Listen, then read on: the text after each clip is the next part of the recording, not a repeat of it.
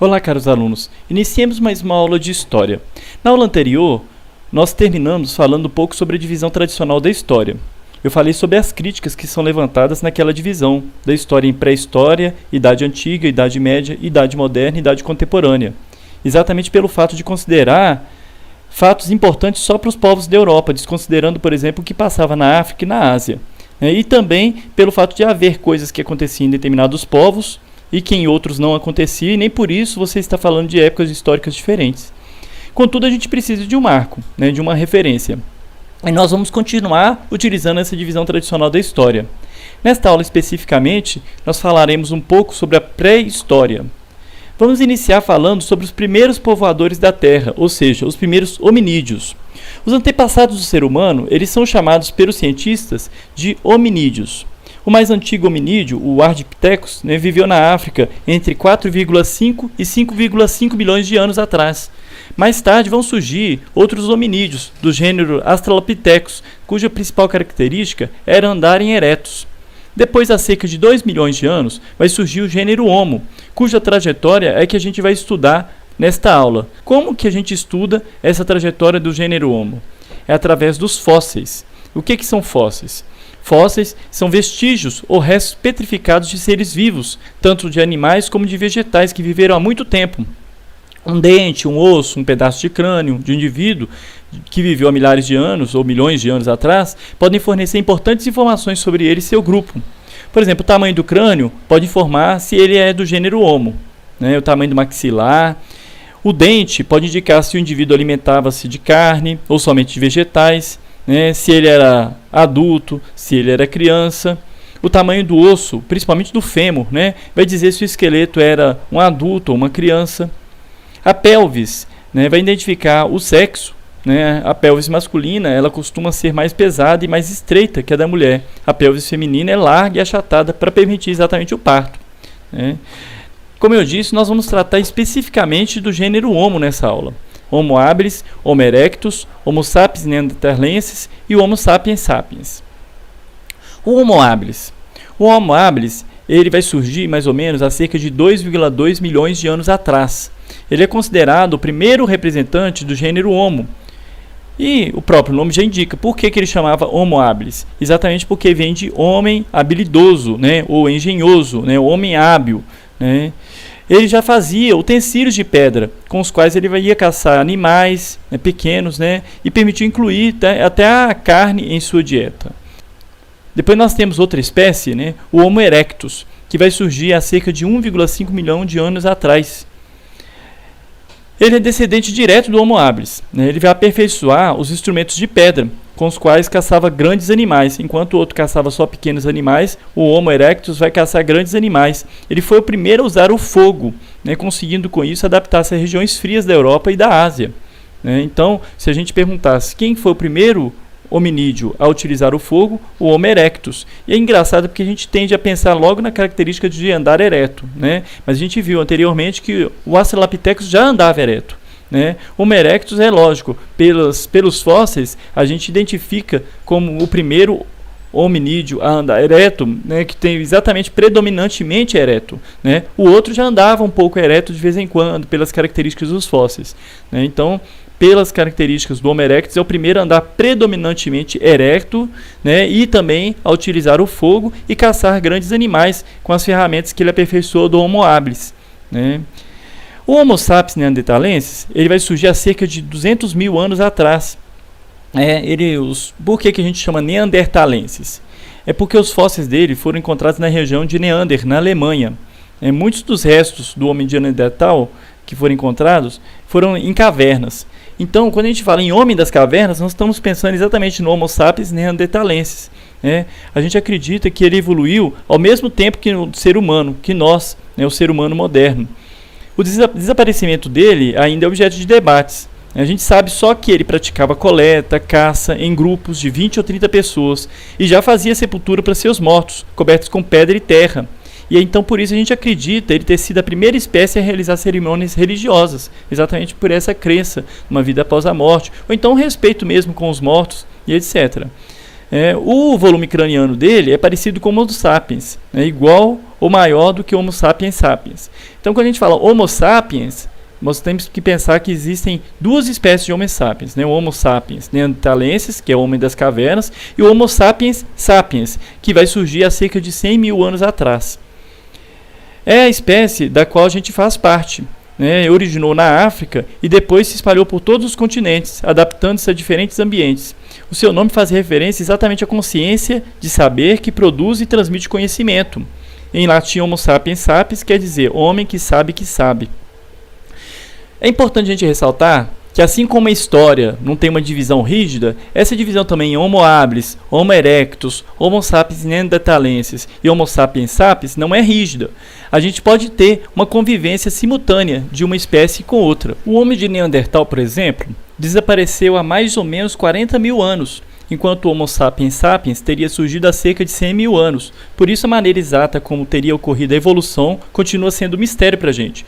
O Homo sapiens sapiens, ele era o mais inteligente e a gente acredita pelo fato de ter o cérebro maior que o das outras espécies.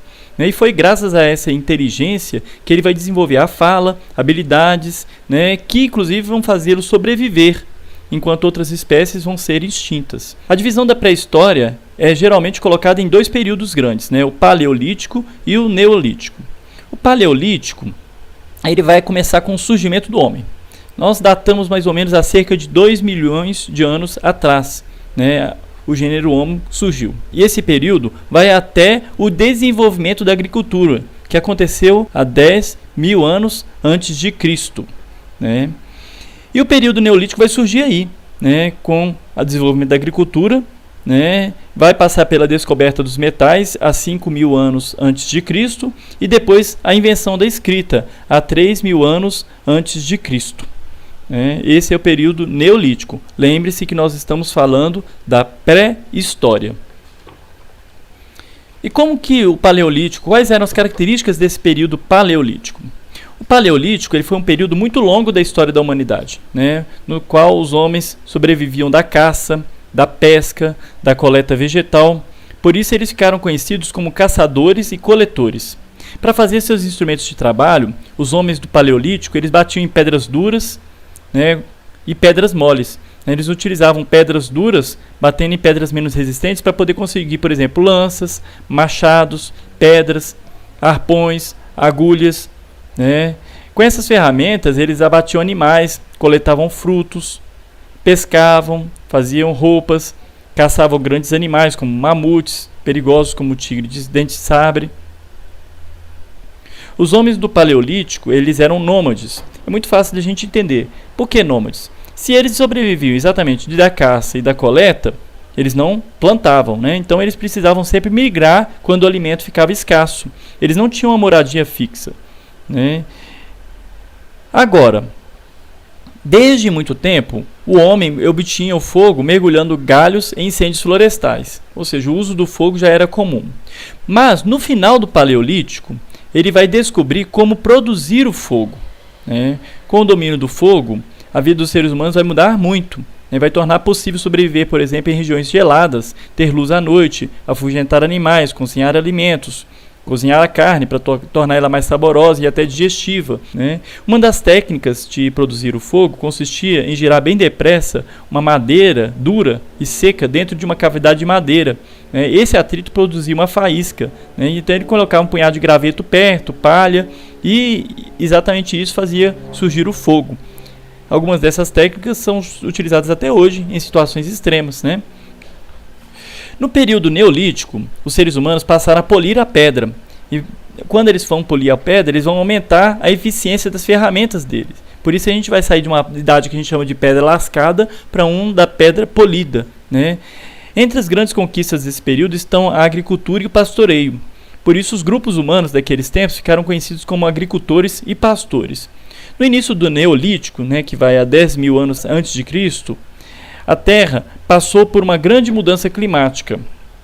As temperaturas se elevaram e as camadas de gelo que cobriam a parte da superfície terrestre recuaram. Então a gente pensa bem, se a Terra começou a aumentar a temperatura, os animais acostumados a climas frios, como os bisões, os mamutes, eles vão desaparecer. E a carne vai tornar menos abundante, ou seja, ela vai ficar escassa. Então você vai ter que buscar outras fontes de alimentos, né? Então os hominídeos dessa época, eles vão buscar outras formas de alimentos e entre elas vai ser a agricultura. Eles vão começar a produzir, né, os alimentos, né? E também domesticar e criar animais, né, como cachorros, cabras, ovelhas e bois, né?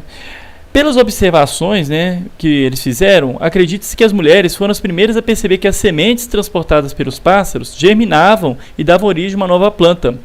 E aí eles tiveram a ideia de plantar, né, semear e regar a terra para depois colher os frutos. Pesquisas recentes indicam que o desenvolvimento da agricultura se deu em vários pontos da Terra ao mesmo tempo.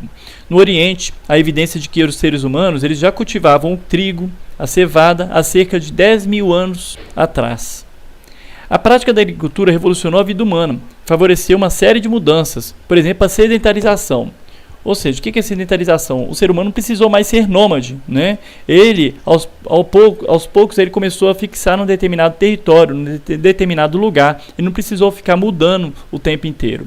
A descoberta de novos instrumentos de trabalho. O machado de pedra, com cabo para derrubar árvores, a enxada para limpar o terreno, a foice para cortar o mato, né? A invenção da cerâmica, inclusive para guardar os alimentos, armazenar e transportar cereais, né? E foi utilizada para fazer panelas, vasos, jarros.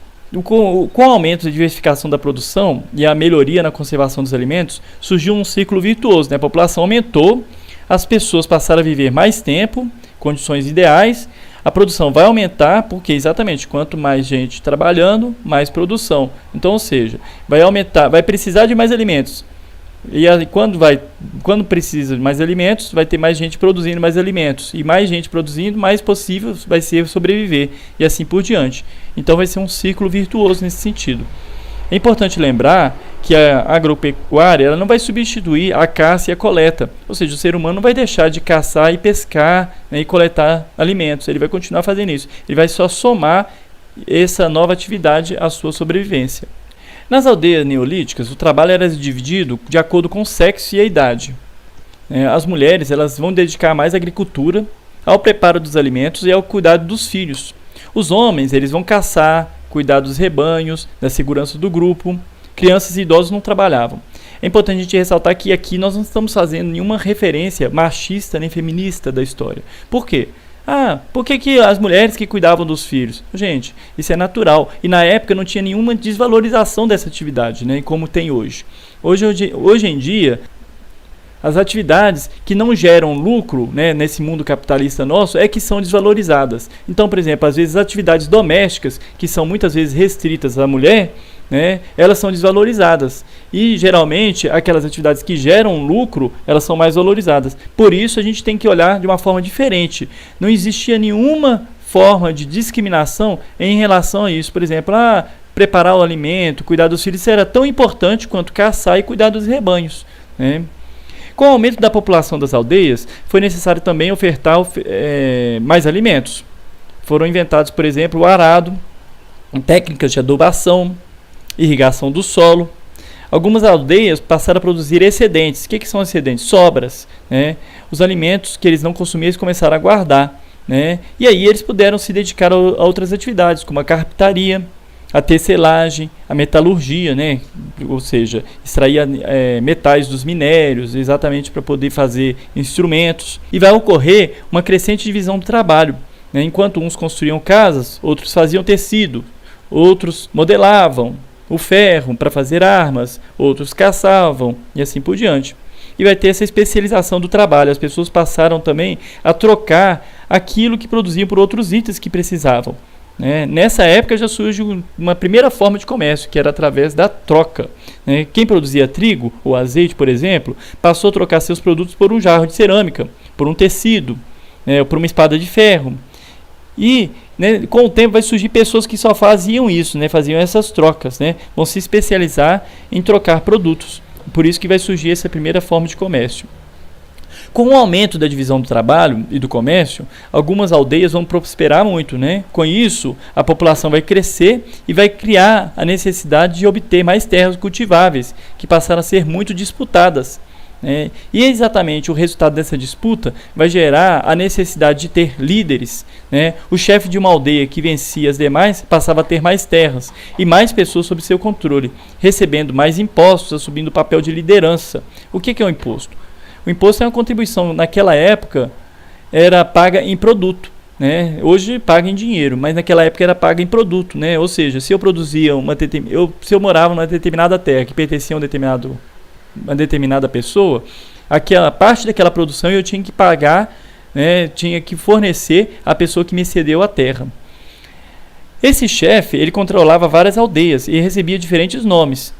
A gente pode chamar aqui de rei, mas pode ser outro tipo, um chefe de aldeia e assim por diante. O rei, ele governava de sua residência com a ajuda de funcionários encarregados de cobrar impostos, aplicar a justiça e defender o reino. O rei e seus funcionários controlavam também a produção de alimentos, construção de obras públicas, canais de irrigação. E esse processo a gente chama de centralização do poder ou de formação do Estado. Estado aí com letra maiúscula. Não confundam, quando eu falo de Estado aqui eu estou falando de uma instituição. Não estou falando aqui de uma unidade federal. Nós estamos falando do Estado como instituição, ou seja, esse Estado que comanda, que governa. O rei e seus funcionários eram representantes dos estados antigos. O palácio era o local onde eles se reuniam para dialogar, tomar decisões. Assim, pouco a pouco, as aldeias neolíticas foram se transformando em cidades. A cidade vai se distinguir da aldeia por 3 características: maior divisão do trabalho, um comércio feito com uma certa regularidade e essa centralização do poder que eu falei. As primeiras cidades elas formaram-se perto das margens de grandes rios, exatamente por causa da água que eles precisavam para a agricultura, e também para facilitar o transporte das pessoas e dos produtos. Em torno de grandes rios, como o Tigre e o Eufrates, na Mesopotâmia, o Nilo no Egito e o Azul e o Amarelo na China, surgiram grandes civilizações. No Neolítico ocorreu também o domínio da metalurgia, como eu falei, ou seja, a técnica de trabalhar os metais. O primeiro metal trabalhado foi o cobre, usado sobretudo para fazer utensílios e enfeites. Por quê? Porque ele era muito flexível. Mas por ser muito flexível, ele era pouco utilizado na fabricação de instrumentos agrícolas ou de caça, como a enxada e a lança. E isso se resolveu com a descoberta do bronze, ou seja, um metal que é mais resistente e que era um resultado da mistura do cobre com o estanho. Tempos depois, o homem aprendeu a fundir o ferro, que por sua vez é ainda mais resistente que o bronze. Então vamos pensar em algumas características que possam ajudar-nos a compreender um pouco o que aconteceu em cada um dos períodos, no Paleolítico e no Neolítico. É importante a gente lembrar que as inovações do Neolítico não substituem as conquistas do Paleolítico, mas convivem com elas. Por exemplo, após desenvolver a agricultura e o pastoreio, os seres humanos eles vão continuar praticando a caça, a pesca, a coleta, atividades que ainda praticam. Com isso, a gente vai evitar uma ideia de rigidez histórica. Então vamos lá. Inicialmente, quais as ferramentas que os homens do período paleolítico faziam? Eram lanças, flechas, pedras, machados, arpões e agulhas. De que maneira? Com lascas de pedra, ou seja, eles utilizavam uma pedra dura, batiam uma pedra menos resistente e assim eles criavam esses instrumentos. Então eles caçavam animais menores. No período neolítico vai ter o quê? Uma especialização desse tipo de instrumento. O machado de pedra polida, com cabo, a enxada, a foice, inclusive com a descoberta dos metais, que a gente vai falar agora mesmo. Quais materiais eles utilizavam para a confecção das ferramentas? Os homens do período paleolítico eles vão utilizar pedra, osso, madeira. Os homens do período neolítico eles vão continuar usando pedra, mas agora eles vão polir a pedra, então vai ser a pedra polida. Eles vão também utilizar metais, como eu já disse anteriormente, o cobre, o bronze e o ferro. Quais alimentos eles consumiam? No Paleolítico geralmente eram carnes de animais, peixes, frutos e raízes. Como eu disse, eles sobreviviam da caça, coleta, pesca. Com a invenção da agricultura, os homens do período neolítico vão sobreviver de quê? De grãos, leite, carne de animais, e vão continuar sobrevivendo do que os outros sobreviviam. Como era o estilo de vida? No Paleolítico, como eu disse, eles eram nômades. Por quê? Porque quando o alimento se tornava escasso, eles deveriam migrar para outro lugar. Os homens do período neolítico, aos poucos, foram se tornando sedentários, ou seja, eles conseguiram fixar num determinado local. Então, pessoal, fica por aqui nossa aula de hoje. Espero que eu tenha sido claro. Qualquer dúvida, crítica ou sugestão podem deixar nos comentários, que vai ser um prazer ajudá-los. Muito obrigado.